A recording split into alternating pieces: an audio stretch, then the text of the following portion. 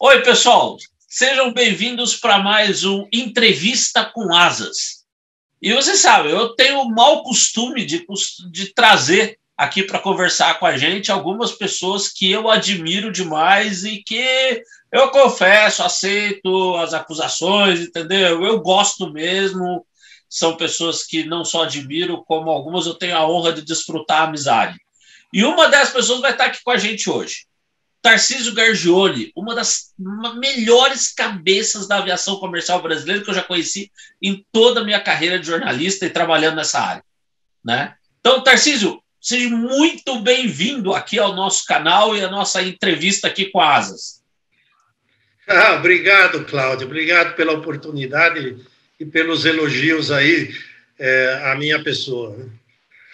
Tarcísio, você acabou de lançar um livro que, inclusive, a gente fez um vídeo falando dele e tal. Você acabou de lançar um livro que eu achei muito interessante, porque é uma visão assim, de primeira pessoa e é uma visão sem muito tecnicismo, sem muita coisa, de como foi a criação de uma companhia aérea que, na época dela, foi extremamente disruptiva, quebrou vários paradigmas, que é a Gol, né? Queria que você falasse um pouquinho de como foi fazer esse livro e por que você fez esse livro, Tarcísio? Bem, em primeiro lugar, eu acredito que a resposta do porquê está, está, na verdade, no comecinho do livro, né?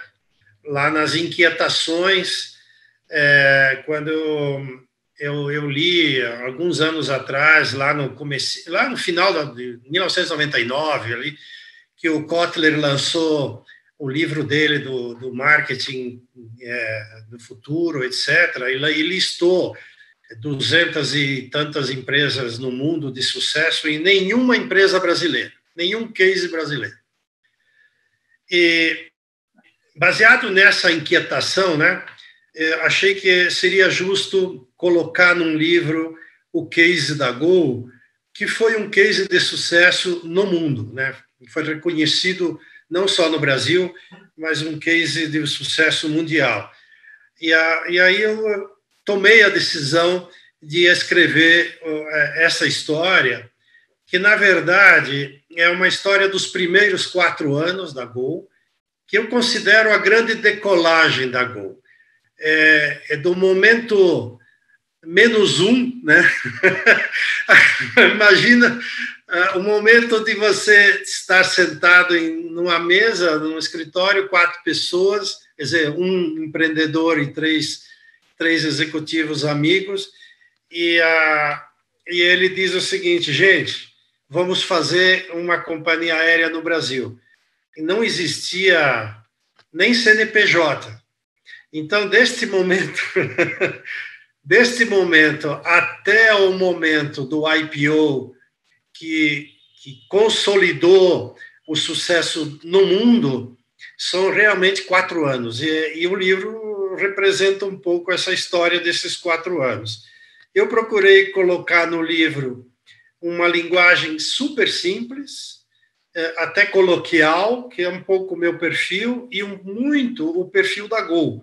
A Gol teve, na sua essência, um fundamento muito forte, que foi a simplicidade em todos os aspectos. E eu não poderia fazer um livro sofisticado, com muitas tecnicidades, porque eu queria que as pessoas que, de maneira geral, que não têm ambiente com aviação, pudessem ler e entender um pouco o que foi feito. Poxa, legal. Agora, justamente, você falou da simplicidade do processo. Quando eu li o livro, uma coisa que me chamou a atenção foi justamente, você falou aí dessa reunião, né, dos 4 no escritório, e me chamou a atenção justamente isso, né, quando a gente fala de, reunir uma equipe para criar uma companhia aérea, geralmente você pensa num processo altamente seletivo de ver quem que vai ser chamado, tal, uma coisa de headhunting.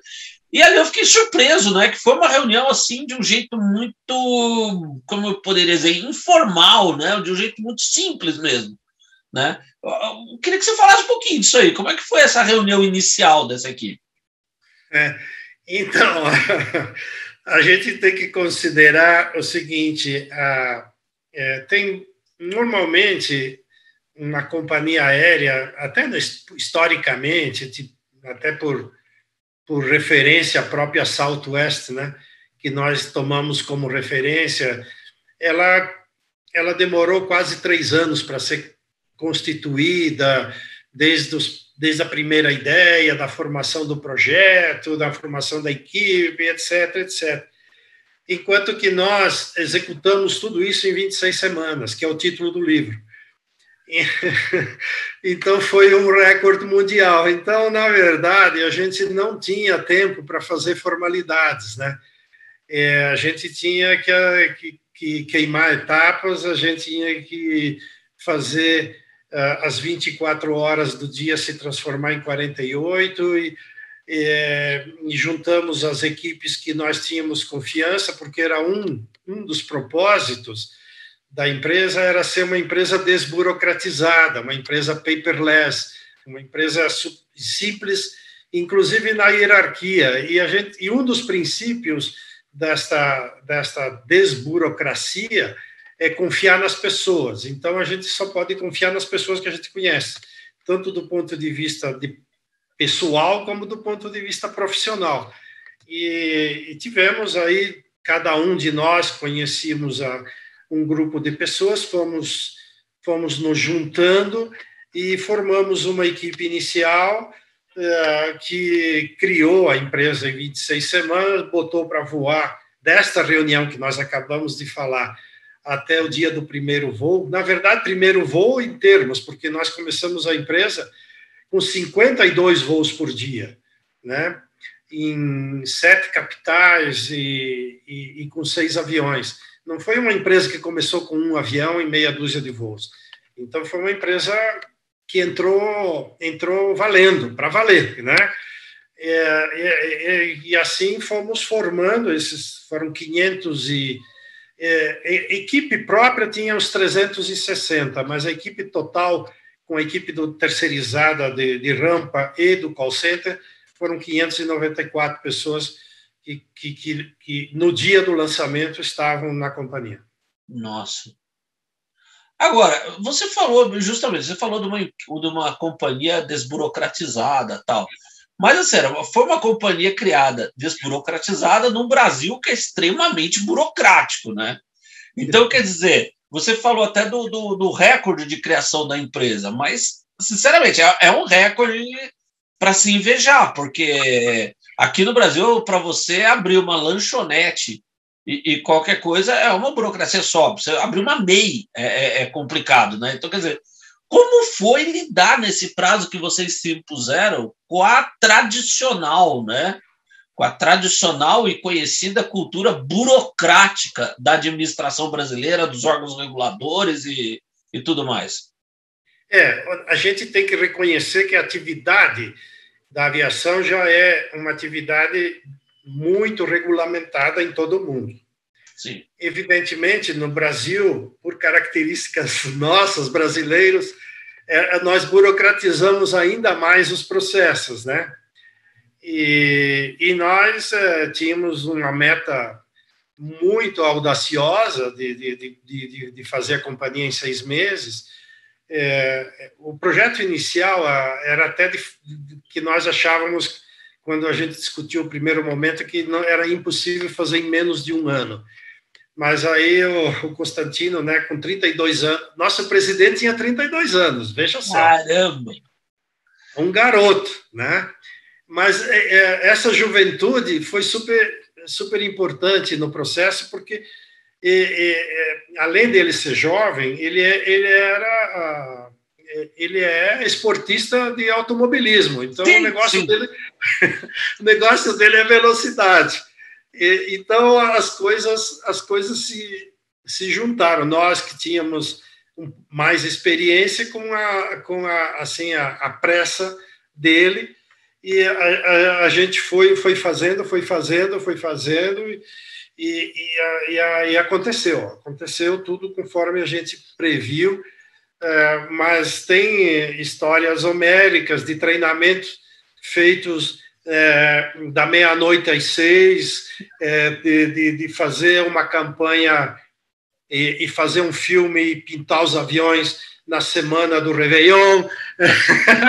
Então, lançar a companhia no dia 5 de janeiro, via internet, via satélite, uma coisa inédita no mundo. Então, tudo isso aconteceu numa virada de ano. Imagina o que... Agora, eu só queria acrescentar que, além da burocracia natural, nós enfrentamos uma dificuldade muito grande com relação à infraestrutura aeroportuária, né? Porque os aeroportos primeiro, eles não tinham infraestrutura para receber uma companhia como a nossa, e segundo, tinha alguns aeroportos tinham um pouco de má vontade, etc. E aí tivemos que usar a criatividade, fazer um check-in, como em Porto Alegre, fizemos um check-in no meio do saguão, em volta de uma coluna. E assim começou a empresa, né? Mas aí foi criatividade, muita agilidade, até hoje, né? Ainda é um dos princípios do sucesso empresarial, em que é executar ágil, né? Você ser ágil na execução. E nós fomos muito ágeis no planejamento também, e fomos corrigindo, mais ou menos trocando pneu com o carro andando, mas deu certo.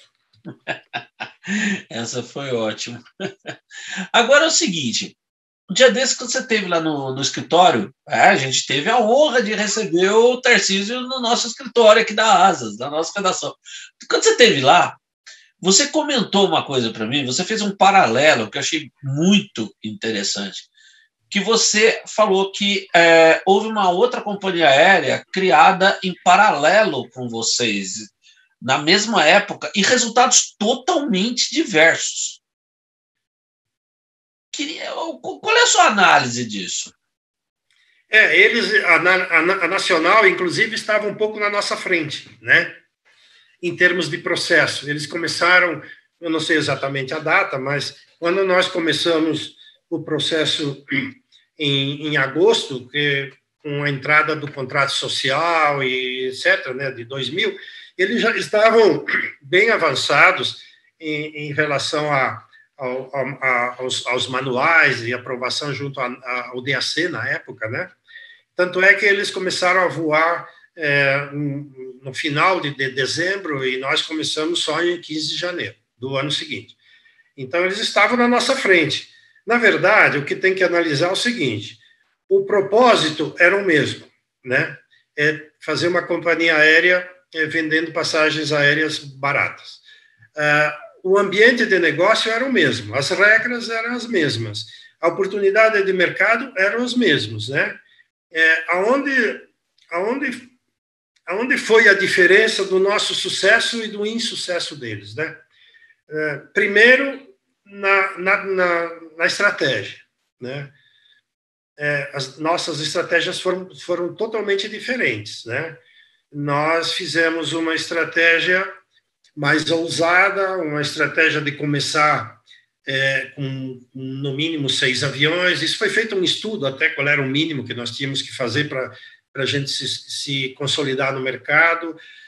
A gente entrou forte, entrou em Congonhas, entrou em São Paulo, no principal mercado brasileiro, entramos com 7 capitais, enfim, né? Entramos com um apelo de tecnologia, de simplicidade, de disruptura, desglamorização, com frota nova.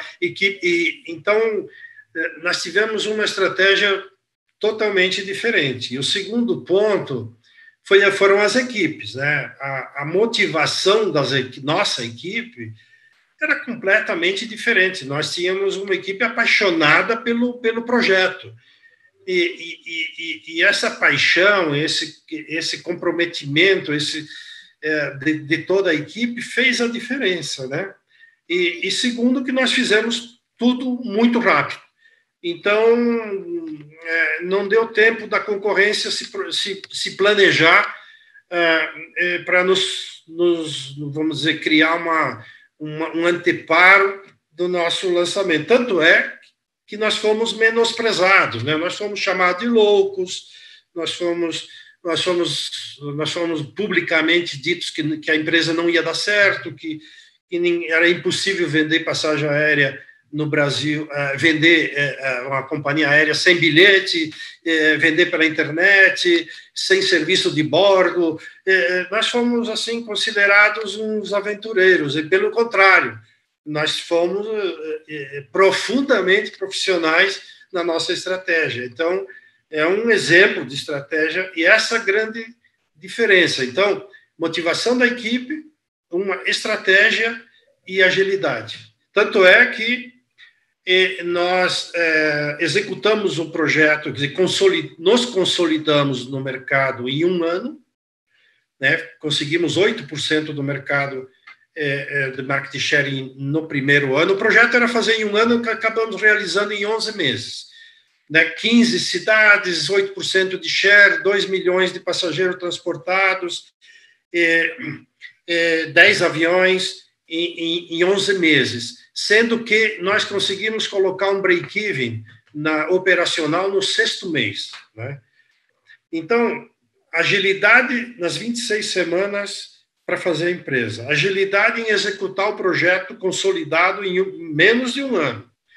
E terceira onda de agilidade foi triplicar a empresa nos próximos 2 anos, sendo considerada, da final de 2003, a melhor empresa do Brasil, né, pela revista Exame, e abrimos o capital valendo mais do que a maior companhia aérea do mundo, que era a American Airlines.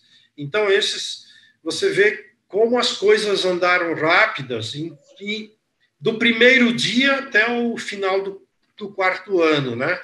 E sempre muito planejado e muito obcecado pelo propósito e pelo objetivo. Então, acho que a grande diferença entre a Nacional e a Gol foi essa, a ousadia, a estratégia e a equipe altamente motivada que fez a diferença.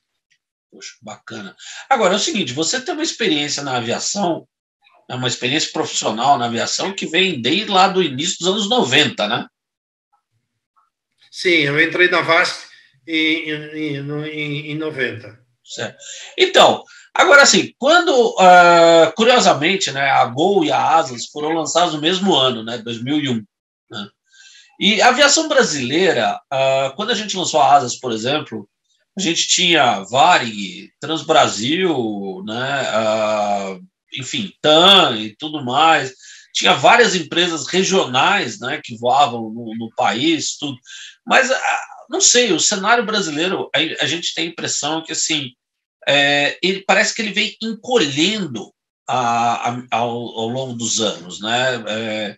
E realmente você manter uma empresa aérea no Brasil é um desafio, né? Parece que manter a empresa é mais difícil do que criar. Então, assim, com toda essa tua bagagem, né? O que faz, na sua opinião, o que faz o Brasil, o ambiente brasileiro ser tão hostil às companhias aéreas?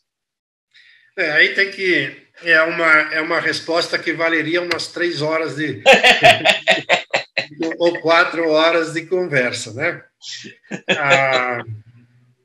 Nós temos que considerar vamos considerar o lado positivo das coisas, né? Quando nós fizemos a Gol, nós tínhamos 25 milhões de viagens por ano, né, no Brasil. E hoje a gente, mesmo agora, depois da pandemia, a gente tem 100 milhões. Então, nós somos 4 vezes maiores do que éramos há 20 anos atrás.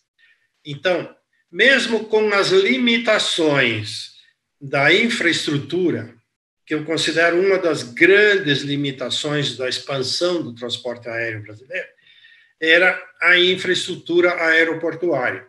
Felizmente, nós tivemos algumas melhorias ao longo desse período com as privatizações de Guarulhos, de Belo Horizonte, de Brasília, Porto Alegre, né, Salvador, etc, etc. E agora vai ter uma alavancagem muito grande com as privatizações aceleradas da infraestrutura. Certo.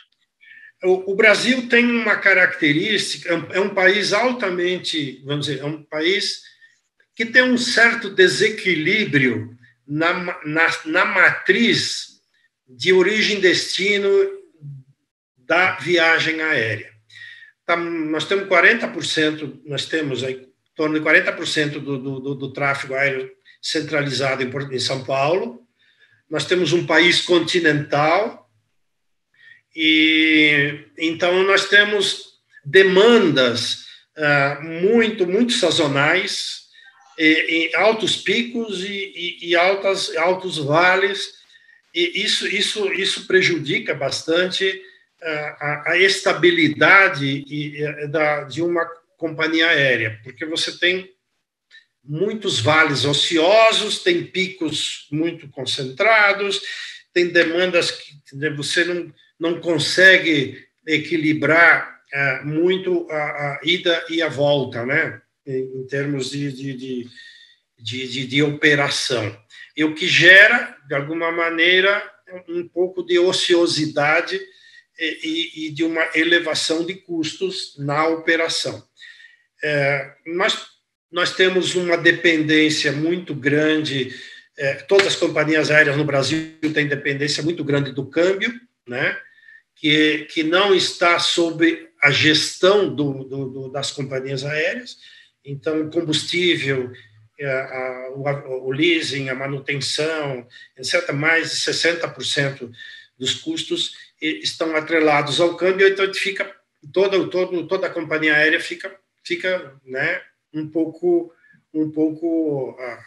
refém e não tem poder de gestão. E, por último, nós temos uma baixa renda média, né? Porque a aviação pressupõe uma renda média da população um pouco mais alta para gerar mais viagens, né? E se nós, ao longo destes 20 anos, nós tivemos a crise de 2008, né? 2008, 2009, depois tivemos outra crise aí no 2015, que criou uma expectativa, e agora foi um tsunami com a pandemia do Covid, né? Então, estes momentos de crise vão retardando o desenvolvimento da aviação comercial. Mas nós temos hoje 3 empresas grandes no Brasil, que competem de maneira aberta. O mercado é livre, né? Você tem desde a desregulamentação do final da década e consolidada aí com liberação tarifária, etc., a partir de 2003, o mercado está aberto. Nós já deveríamos, se não houvesse essas crises, nós já deveríamos estar no patamar de pelo menos 150 milhões de passageiros ano, né? O nosso índice de viagem per capita é baixo ainda, nós temos 0,5, né? Para uma população de mais de 200 milhões, a gente tem 100 milhões de viagens, nós já deveríamos estar no 0,7, 0,8, né? Não quero comparar com os Estados Unidos, que tem 2,5, né? Porque lá é outro mundo, ou mesmo a Europa, etc. Então, mas vamos dizer, o mercado interno é um mercado robusto com esse volume, mas mesmo com as dificuldades, a gente tem que olhar que se nós conseguirmos crescer economicamente aí em 2%, 3% ao ano, e com esta privatização acentuada agora dos aeroportos e uma decisão, vamos dizer, um pouco estratégica de desenvolver a aviação regional, não há dúvida nenhuma que lá em 2030 nós seremos uma dos 3 maiores mercados mundiais de aviação. Não tem dúvida nenhuma em relação a isso. Pô, perfeito, perfeito.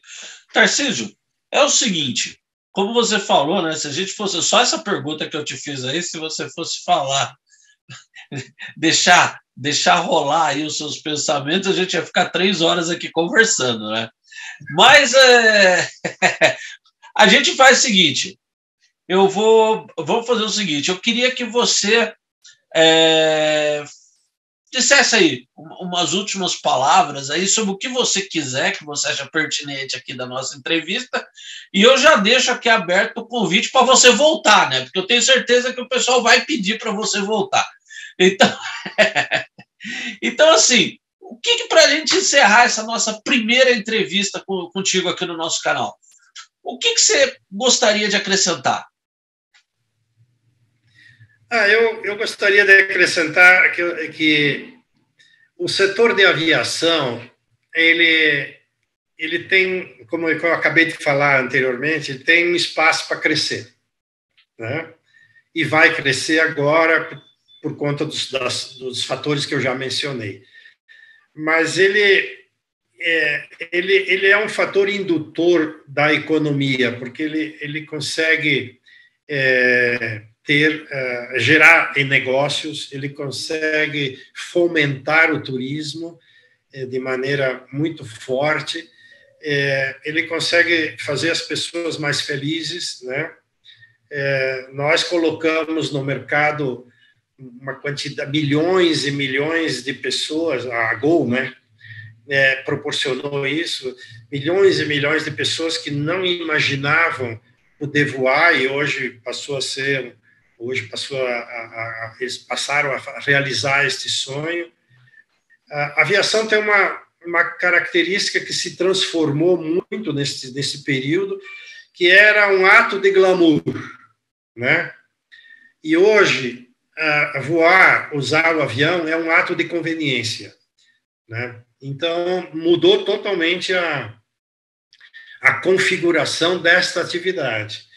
É uma atividade que requer bastante entusiasmo, requer muito capital e requer muito profissionalismo e muita dedicação, né? E muita paixão, né? Então, hoje, num mundo globalizado, é impossível você ter um país desenvolvido sem uma aviação desenvolvida. Exato. Né?